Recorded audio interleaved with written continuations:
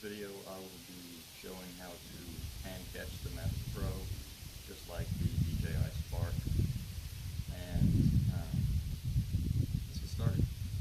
First, you're going to have to launch the drone, but before you do, I'm going to show you something on the remote controller here.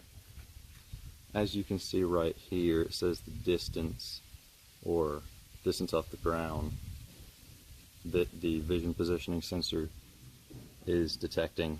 And so whenever you have it about 5 feet in the air, or however many, it'll say about how high it is, and you can put your hand under it, and the distance should go down to whatever your hand, however far your hand is below the drone. And whenever it does that, you just pull down this stick right here, just like you're landing it on the ground, and it'll go down in your hand and you can catch it. So let's demonstrate that real quick.